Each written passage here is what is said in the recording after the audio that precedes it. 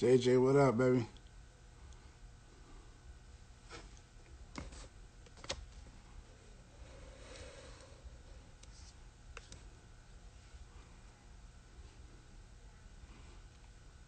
Your timing is impeccable, son.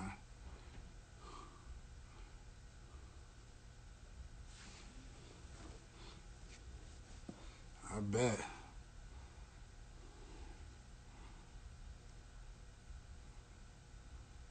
Miss Alcaron, how you doing? Make sure you're on tomorrow. Have Jenelise on tomorrow at 7 for the Q&A.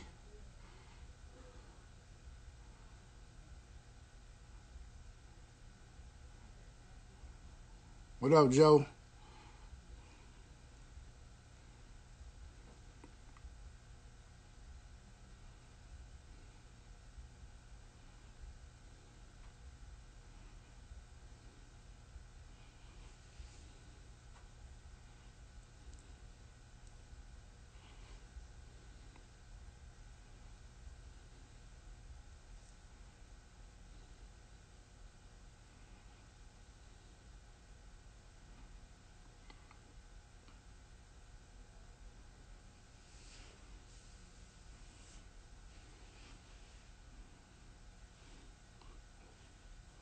What up, Coop?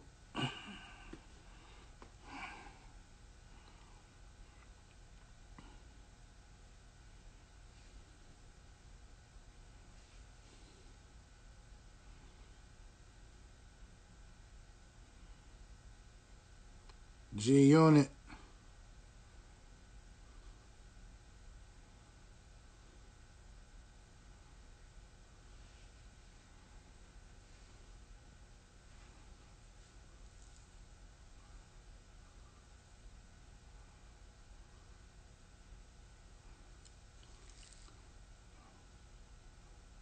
Russ, what it do, man?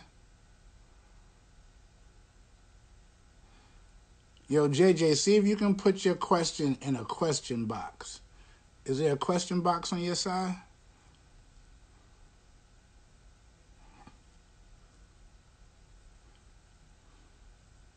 Basketball mom, how you doing? Take over Green, what's going on, man? Thanks for coming in. Appreciate the love, Mom. Appreciate the love. Please keep chiming in. Be on the lookout tomorrow night. The Q&A with the compliance officer. Ask all the questions that you want about the NCAA eligibility. That's going to be a good one.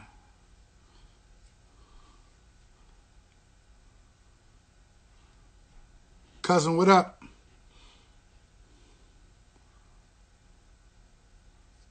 Croc. Peace. Nah, Jay. I got a question box down here that I'm supposed to be able to check in on questions and stuff. But I don't know how you would do that. Because sometimes the questions get lost in the feed and I lose the questions. Tarek, what's going on? Ab, what's up?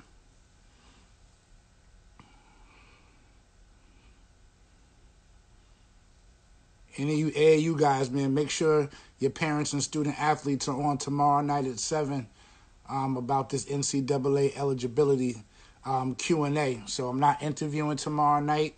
Get on and get your questions answered tomorrow night by a Division I compliance officer. Hey, baby.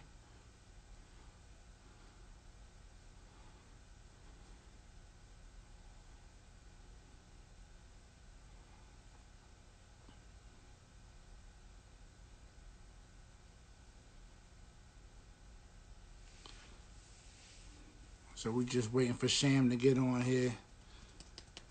Just talked to him a little bit ago.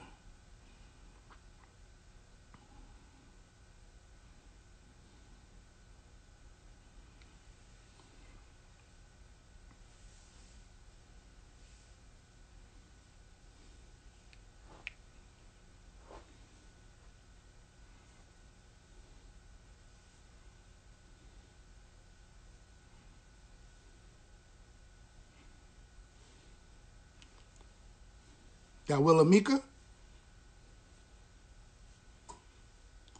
right, the man of the hour is here. So thank you guys for coming in to the Positive Impact Podcast. I'm your host, Terrell Dozier.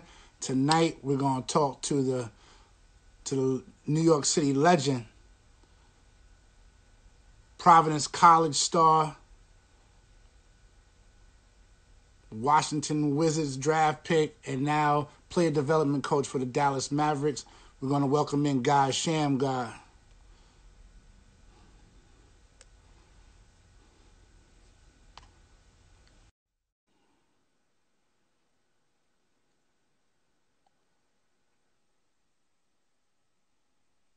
What's up, bro? How you doing? What's going on, man? Can you hear me all right?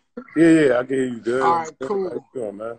First of all, man, appreciate you showing love, man, and coming on here, man. We truly appreciate it and excited to talk to you tonight. Oh, man, I'm blessed to be in, people wanting to talk to me, brother. Trust Good, me. good. Bro, first things first, man. How you doing out there? How's your health, man?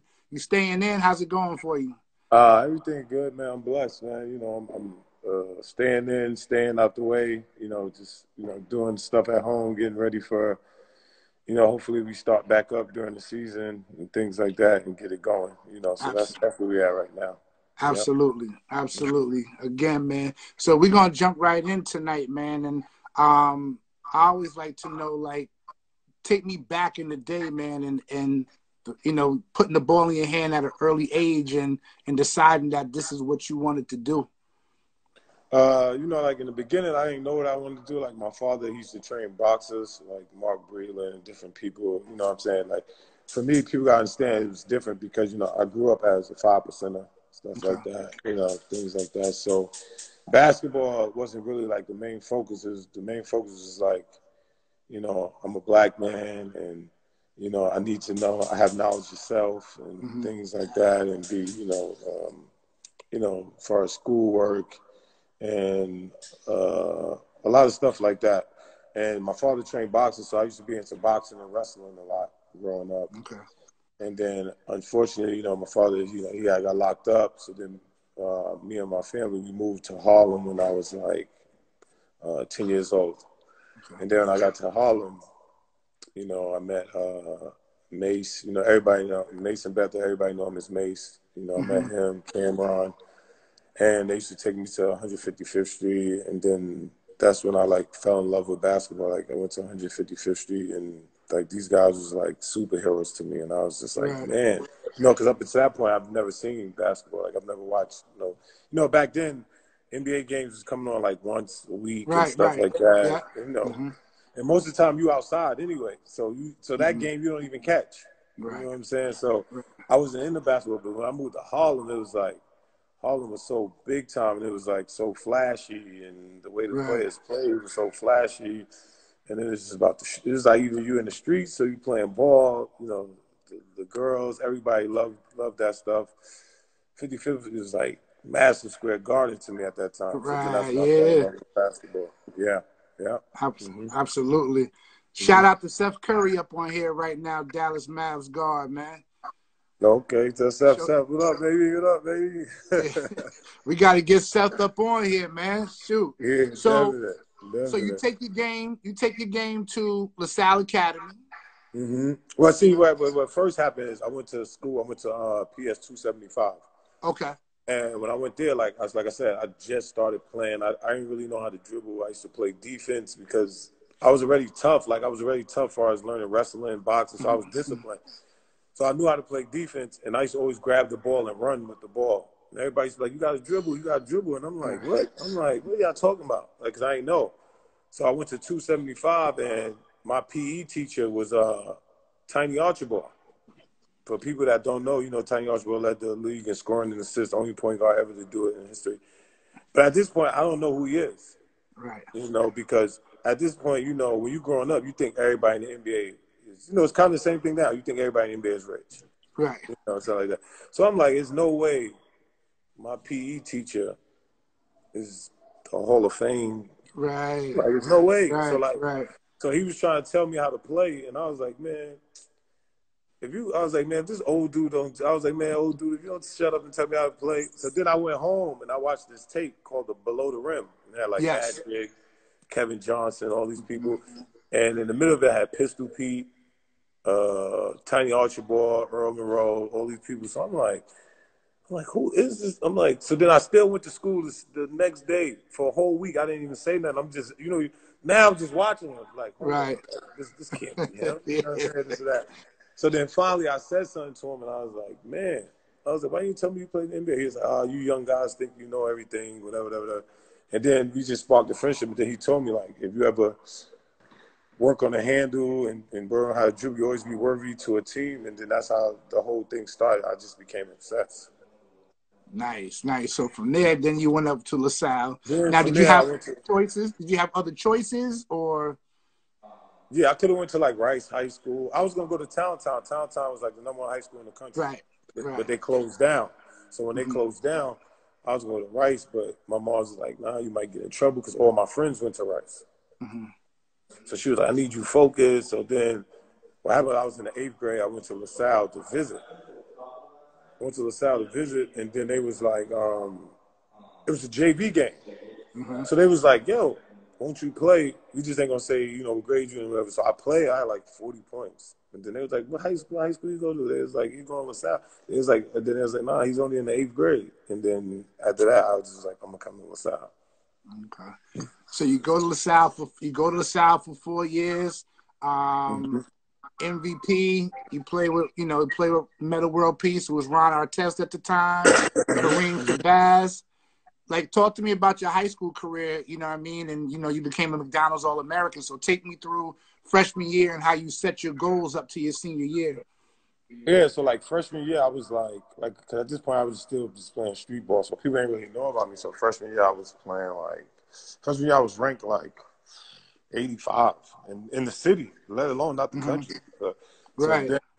then, I'm like, man, like I said, I just started falling in love with basketball. So I'm like, so my coach was like, what is your goals? And I was like, I want to be All-American one day, or at least All-City. It was like All-City. He was like, well, you got to come at 6 in the morning and we could work out and we could do it. So I was like, yeah. I was, like I said, I boxed and stuff. So I was already a disciplined person. So I was like, yeah, I could come do that. Like, like in my life, like I never smoked, never drank, don't party. So I've always been disciplined. So he was like, if you come every day, I'll work with you. I came every day. We worked. And then what happened was in 9th grade, I met Stephon Marbury. Okay. And we became cool. We became close. But he was like the #1 9th grader in the country. And then, so I saw him play, and I'm looking, and I'm like, man.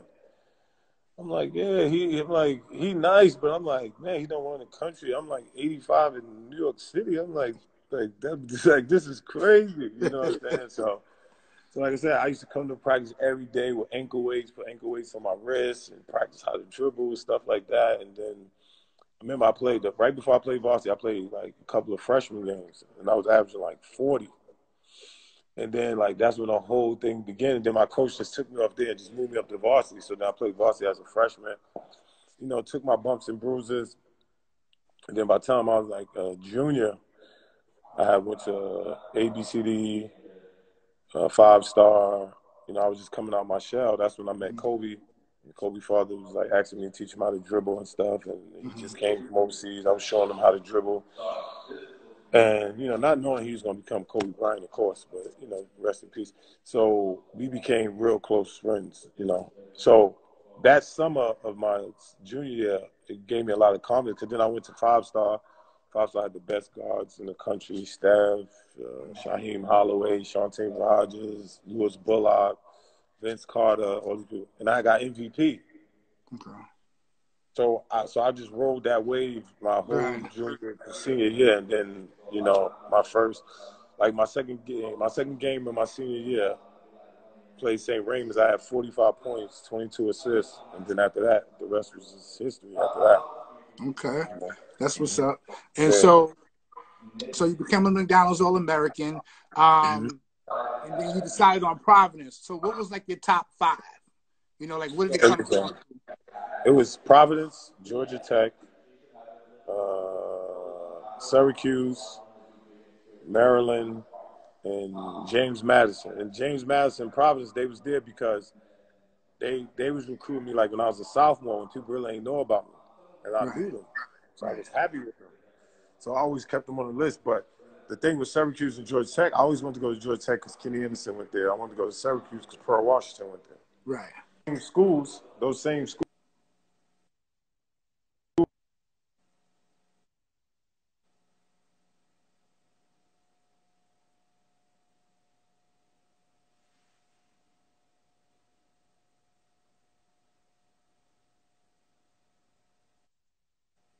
Can you hear me now?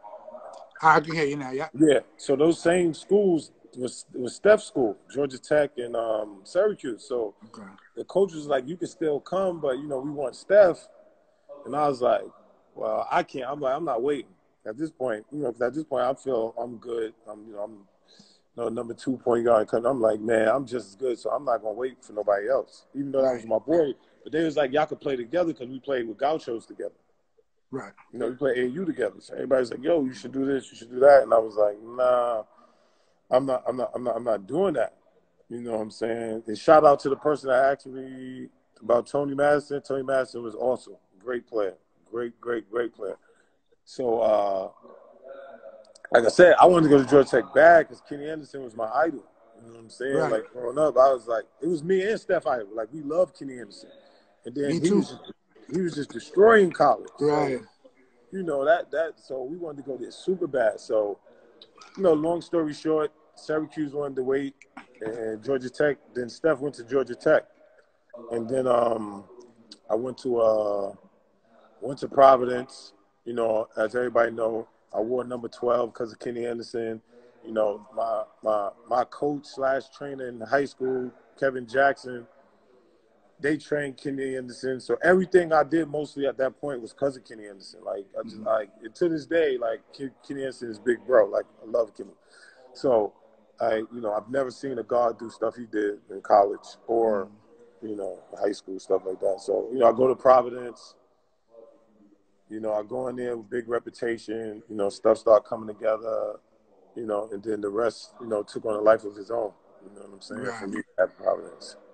So you set a Big East rookie freshman record. You made all Big East team that year and everything. Mm-hmm. Then you come into your sophomore year, and that's when you guys made the big run. Austin Crochet, Derek Brown, 530 was there. Mm-hmm. So talk about that magical year. Like, what was the biggest jump that you made from your freshman year to your sophomore year? Like I got stronger. I always knew it was gonna be magical because we went up there with 5 New York people. So I'm like, eventually it's gonna kick in because that's how New York rolled. Period. Right. So when I got up there, I'm a workaholic, so I worked out every single day. And, sometimes me and the coach would bump heads, being from New York, you bump heads, different things. But, for overall, coach is a great coach. We worked hard. And we just hit a run at a certain time in the NCAA tournament where everybody was rooting for us. It was like we was the hood team. Like we was the hood team. So like every hood in America loved us. You know what I'm saying? Mm-hmm. So of course we get there. Everybody they didn't think we was gonna beat Duke. We beat Duke. We have a great game. So now, even though during the season I'm doing good, but in the tournament I took off. Right. Because like people understand, like in the season I averaged like 10 points, 8 assists. When I got in the tournament I averaged 22 points, 6 assists. But now we playing against everybody, so I'm going in there, doing my thing, and then we run into Arizona, the infamous Arizona game, and all that time I've been practicing. Like Corey Wright was my backup point guard. Yeah. And then me and Corey, we was best friends, so we was playing together. So people ain't know, like every day I'm practicing this move every day against him, like just working on this move. And I'm like, man, I'm gonna do it. I'm gonna do it in the tournament. I'm telling you, like I'm gonna do it in the tournament. I don't know when, but I'm gonna do it. And like, if people could realize, like in the beginning of the Duke game, I tried to do it the first play, and it didn't really work. Right. You know what I'm saying? So of course, the Arizona game come. Everything set up as it's supposed to set up. I did the move. After I did the move, after we played the NCAA tournament. So, like, for me, the NCAA tournament is, like, bittersweet. You know what I'm saying? Because up until that point, I wasn't thinking about the NBA. Right. I was like, I'm going to come back next year, and next year I'm going to be lit. I'm going to be be top 5 draft pick. And then the way God set everything up, he set it up for that. But then once I did it in the tournament and it took on life of its own, then I'm like, oh, I need to leave. You know what I'm saying? And then, you jump out early, certain things happen, and like I said, like I tell people, you got to just have patience, because if I'd have had patience, God set it up perfect for me. Like, if I'd have came back my junior year, the whole Shammgod thing was taken off by itself. Right. You know what I'm saying? Because after the tournament, I never said this is the Shammgod move. I never said none of that, this and that. I went home and I just hear kids like, oh, I'm hit you with the Shammgod, this and that. And I'm like, what? What are they talking about? So then that took on a life of its own. Right. So if I'd have came back my junior year, which I would have been All-American, and everybody been talking about that move the whole year. Right. And then, marketing and everything would took on life of its own. I went to the draft, been probably top 5 pick, and then everything probably totally different. Right. But then I probably wouldn't be the person I am. And the person I am today, I love the person I am. So it's not bittersweet because at the same time, through hard work and, preparation and being a good person, God brought me back full circle. And now I'm, coaching the NBA and giving my knowledge to the people that's coming up now, like Dennis Smith Jr., Trae Young, Chris Dunn, whether it's Zion family, whether it's this people family, so many people I mentor. So I don't know if I could have got there if the other route would have happened the way it's supposed to happen. You know what I'm saying? Absolutely.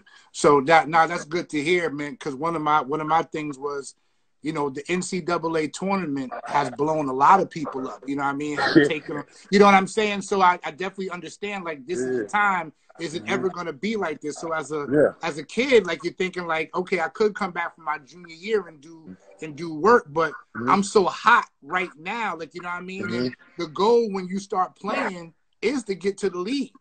So, but it's good that you don't have any regrets, you know what I mean? Because where you're at right now. Like I tell people, I don't have no regrets. And it's not just because where I'm at now. It's like, whatever's meant for you is going to be meant for you. You know what I'm saying? If God wanted me to be there 20 years, I'd have been there 20 years. The main thing I wanted to do growing up was to inspire people. You know what I'm saying? And I always prayed for that. And he answered that. Because where I'm at now, I'm inspiring people 20 years later. You got people like Chris Paul coming up to you like, man, if it wasn't for you and Tim Hardaway, I never wanted to dribble and stuff like that, things like that. That's stuff that you can't buy. That's stuff that money can't buy, fame can't buy, things like that. So, and being a good person, you can't, that can't change. That can't go unnoticed, you know what I'm saying? And absolutely.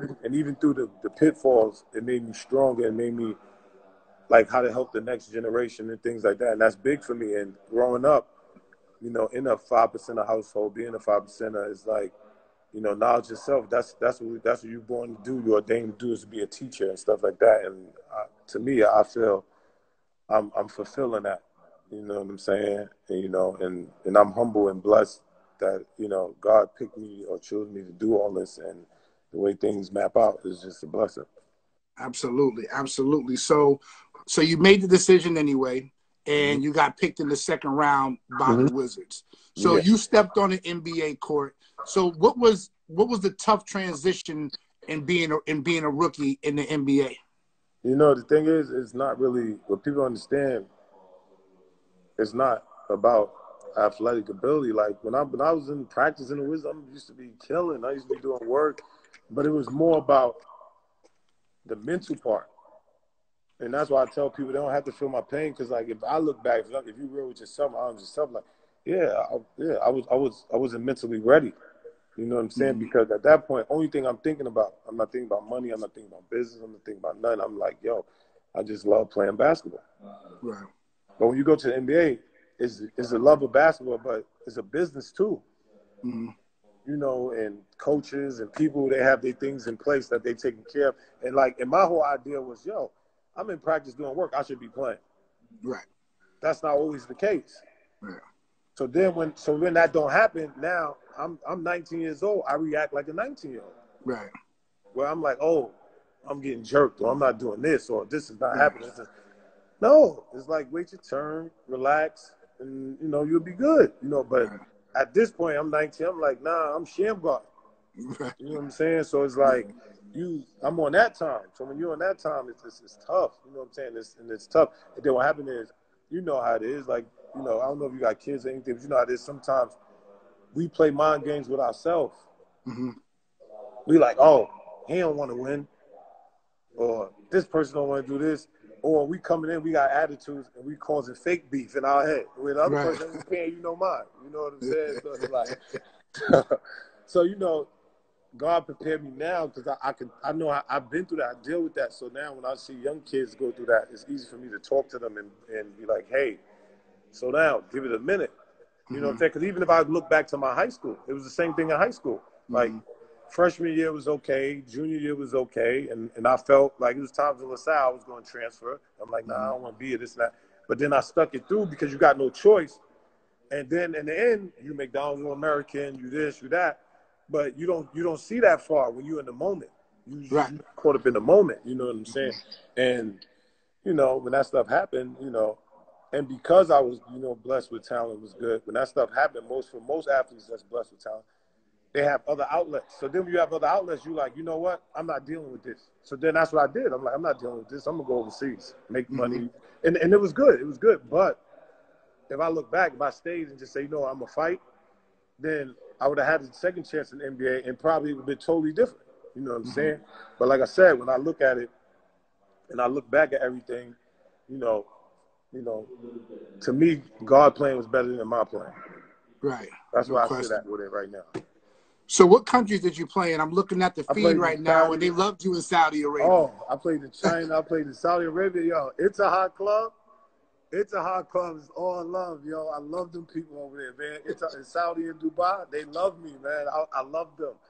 And then that's another thing. When I got over there, I got to play like I played in high school. I got to play to think for myself. I react to myself. So then, of course, I was getting MVP in China. I got MVP with China and Yao Ming. Saudi Arabia, I got MVP, three-point shooting. And that's the crazy thing. Like, even here, like, when people was talking to me about shooting, this and that, when I went overseas, they just let me do what I do. In that league, I led the league in three-point shooting. You know what I'm saying? Because I'm not thinking. I'm just reacting. I'm just playing. I'm not worrying about what somebody say, this and that. So, it was just more welcoming. It was more home. And that's when I knew when I was like, you know what? I wasn't really mentally ready to be in the NBA. That junior year, that one more year would have helped me mentally. You know what I'm saying? To embrace anything that came. You know what I'm saying? So, so when I look back, like I said, it's an amazing journey. Now with Puma, Puma, we got the Shammgod shoe coming out. We doing stuff for kids, and I train a lot of kids from high school to 5-year-olds, 6 years old. You know what I'm saying? And now I'm blessed to be full circle back in the NBA. And like I said, man, it's an amazing life, bro. Absolutely.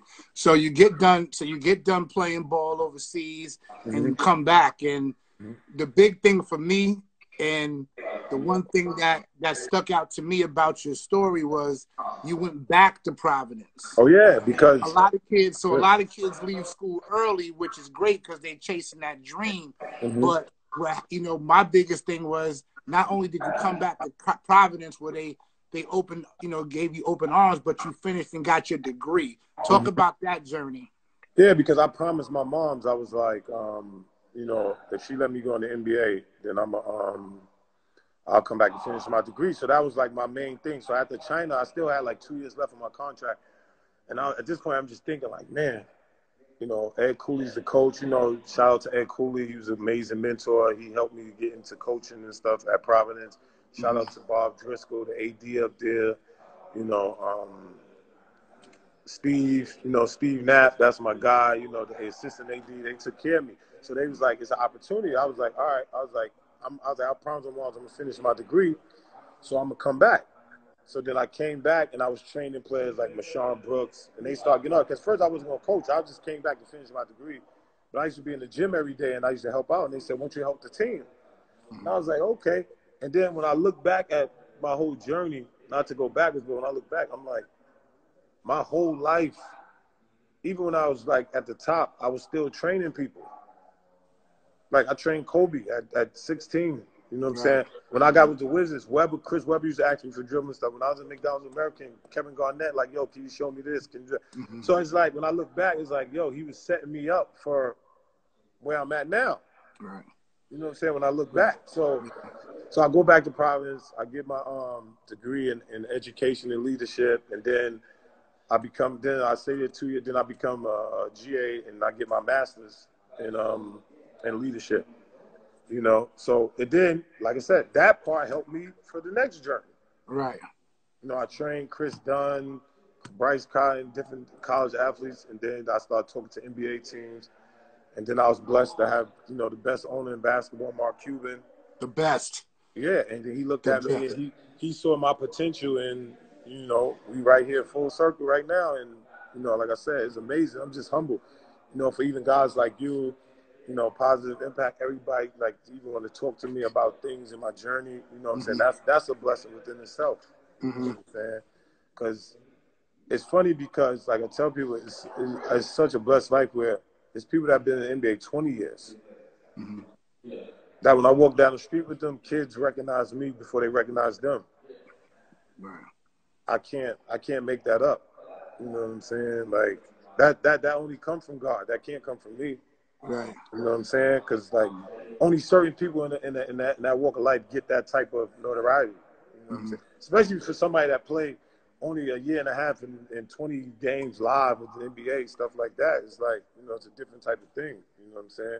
Shout out to 142nd Street. You know, we love you. You know, that's what the God has built that. You know. Absolutely. Nah, So definitely. take us through a day and explain to everybody what a player development coach does in the NBA. Like, what are your responsibilities on a day-to-day basis in the summertime? Take us through that whole thing. Well, for me, it's like, you know, I got, you know, mostly all the guys, but I have certain guys that work out by themselves sometimes a day, like KP, whether it's Steph Curry, Tim Hardaway Jr., you know, when Dennis Smith Jr. was here, Harrison Barnes, you know, you get your slots and you work them out for how long you want to work out, like an hour a day. You know, you watch film with them, you study with them. I study, you know, because of the whole Shammgod thing, is other players in the NBA that asked me to work them out before I got with the Mavs, so I was doing stuff like that before. But since being with the Mavs, you know, I do stuff with the Mavs player. I break down film. You know, I do comparisons and see, like, where you should be at this time in your career and your growth compared to, you know, another player and stuff like that. And where you're trying to go, I try to first see where you're trying to go. Then I look at how our offense is run. I'm looking at, like, what position coach got you in and stuff and things like that. So, like, I don't need everybody to dribble like me because this took a lifetime. So, like, if coach is like, this person get to dribble 3 times, and I need to make him the best 3 dribbler he could possibly be. You know what I'm saying? And then, you know, I work on passing. I just work on the whole thing. It's not, see, the thing that people got misconception is not just dribbling. Like, dribbling is probably the least thing I show when I'm working people out in training. Right. You know, and now, you know, Mark Cuban, you know, Coach Carlisle, you know, the whole staff, Mose, you know, Mike Weiner, Mike Shea, you know, Peter Patton, Jenny, you know, they all prepared me to be a coach because that's the next step in my life that I want to be. So this year, I was player development and defensive coach. So, you know, I'm working on that very hard every day. And like I said, at the end of life, I get up, we have practice. Like, I get there probably like 8 in the morning, work guys out from 8 to 10. Then we probably have practice like from 10:30 to like 12 o'clock. We eat, we leave. You know, I check back in with players later. Like if somebody wants to get some work in at nighttime, or if I'm just editing film on LeBron James and I'm like, hey, Luka, look at this. Look at, like, when you look at that film, look at this point. Or if I'm looking at film of Anthony Davis and I'm like, KP, look at this. Or if the workout me and Steph Curry did, you know, I sent to him so he could look and see for himself, you know, and things like that. So, you know, it's everything. And then everything else is like bonding and making sure the coach and the players on the same page. You know what I'm saying? Because like I said, I know firsthand, I went through that. Right. So I know firsthand how to bridge the gap to being like, well, you know, you have to give something, like, come on, we need each other to win. You know what I'm saying? Right. So like I said, I think all the stuff, you know, God put me through it, prepared me for it to be exactly in the position I'm in and do it the best. And, you know, and another thing is I have no ulterior motives. You know, when you see people like they be around kids or be around things, and they're trying to make a name off the person or something like that. I have no ulterior motives, you know. Right. Whether I train one kid or no kid, I'm gonna be Shammgod. Right. Absolutely. You know what I'm saying? So it's not like I'm Nah, it trying makes to sense. yeah, I'm not trying to get nothing off you or nothing. I just want you to be the best you could possibly be. Because I know how it is to, you know, the worst thing in life is like not reaching your full potential. You know what I'm saying? So sometimes I look back and I'm like, man, as a basketball player, I don't know if I reached my full potential. But I know, because since that past, I know as a man I can reach my full potential, and that's what I'm doing now. As a man, reaching my full potential, and whoever I come across, whether it's training or whatever, I always try to help them see their full potential. You know, and Absolutely. like you know, it's like you say, like bosses push, but leaders pull. So, like I tell people, it's nothing. Only thing I'm gonna do is pull everything that's out of you, that's already in you. So, like I tell players, I don't make you. I didn't make you. I didn't make you. That was already in you. Right. He just helped me use to pull it out of you. You know Absolutely. what I'm saying? Because I look at myself as a leader of, you know, I'm gonna take whatever's in you and make it the best it could possibly be, and help you with that part. Right. No doubt. No doubt. Yeah. Shout out to Tyler Relf that's on here, man, training out there in Dallas. Need you on the Yes, show, sir. baby. Need you on the Yes, show, sir. Tyler. Hit you up, Ty. So now you in the league. So there was a time where you had some stuff going on with Converse, and now you're doing a lot of stuff with Puma right now. So Yeah. talk about you know these things that you got going on right now. You got the podcast. Let us know what's going on right now. Yeah, it's like, you know, shout out to Rock Nation, you know, Jay-Z, you know, is my guy, you know, Juan Perez is my guy, you know, Embry, you know, that's family. They all like my big brothers. They, you know, help me reach my vision as a person, you know, as a trainer, as everything. You know, shout out to Puma, you know, Puma see my vision about giving back to the kids and helping bring in Puma full circle, you know, whereas to the point they invested in me enough where they're giving me a shoe. And, you know, we doing all these camps. You know, I have the Shammgod tournament in the summertime for them. You know, shout out to Puma. I had a vision of having a podcast, Talk to God, and they saw that through. You know, and I just sit back and I just watch and I look at people that I look at as leaders and things like that, and I just try to pick their brains, you know, and I'm just so blessed to be in a situation where, you know, I could talk to a guy like Mark Cuban, you know, where it's bigger than basketball. It's about people, you know what I'm saying? Where I can talk to Coach Carlisle where, you know, they really care about the people, you know what I'm saying? And then to the point where I could also talk to a Jay-Z or Juan Perez that been around the game, that got knowledge and, you know, want us to move forward as a culture, as people. You know, so I'm always around people that at this point in my career in life, I can't fall off my rockers. You know what I'm saying? But they did to put me in my place. Like, nah, you need to be doing this, you need to be doing that. And, you know, I'm just blessed to have, I'm just blessed, man, to have, you know, a good life. You know, I got a great family. You know, I got great friends, you know, and they all want me to be the best I could possibly be. And, you know, I read a lot. I study a lot. You know, I'm just on God's path. Like right now, really, like I'm just on God's path. When I was in college, I was on God's path, but I was kind of on my own path. So the blessing, you know, because I guess I was good, you know, I'm a good person to people, and I have no ulterior motives. He didn't knock me off my path. He humbled me and then brought me back full circle. You know what I'm saying? To where I'm at. So, but if I was a messed up person and things like that, I could have been lost. Right. There's a lot of people I grew up with that I know that's lost. And then people look at me and be like, how you do this? How you do that? And I'm like, nah, I don't do nothing now. I just follow my path. I just have patience and I wait. See, before I ain't have patience, I was like, I need to go to the NBA. I need to do this. I need to do that. And it's funny because my coach, and at the time I was mad with him, and he was like, you know what? The NBA ain't going nowhere. And I couldn't see that. Right. I was like, nah, I got to get there. So now I don't do nothing unless I pray about it. I wait till I feel I got a sign and I move forward. I don't do nothing. I don't care what it is. You know what I'm saying? Absolutely. So my man Steven Silas, that's one of my best friends, and got nothing but good things to say about you as a person and as a coach. So it's definitely your reputation definitely validated. Same thing about you, man. I appreciate it, bro. Yeah, definitely appreciate it. Thanks for having me on. Shout out to everybody out there. Make sure y'all keep watching Positive Impact NY. You know what I'm saying? You're doing a great thing. And like I said, again, thank you for having me on. And I wish everybody the best. And thanks for everybody that got on. Peace and love. I appreciate it. So we just got a couple questions before you get off that I got to know from you. So the first thing that we got to know is the best player that you played against. Stephon Marbury. Stephon Marbury, okay. Who's the best player you played with? Best player I played with, Jamel Thomas. Jamel Thomas, okay.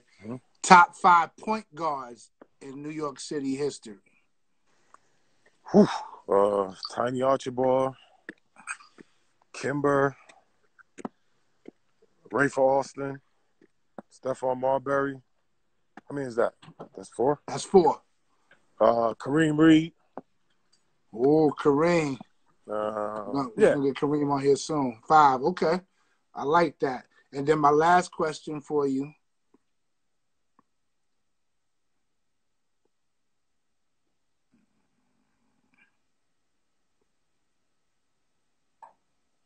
A little technical difficulties. Wait for him to come back on.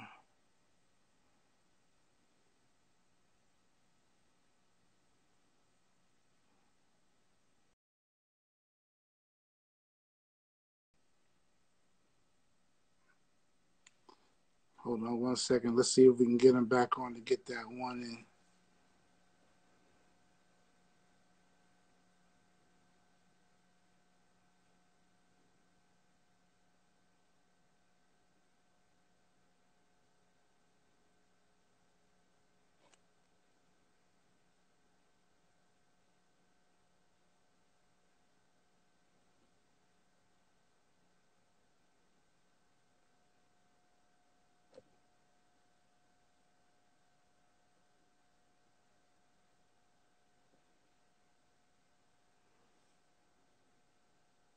Just waiting for Shan to get back on.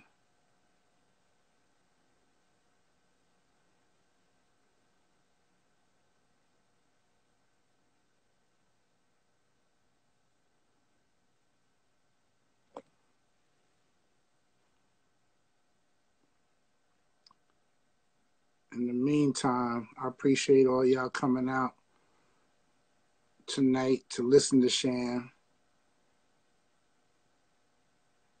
and for supporting this Positive Impact podcast.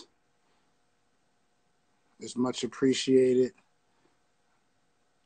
Definitely much appreciated.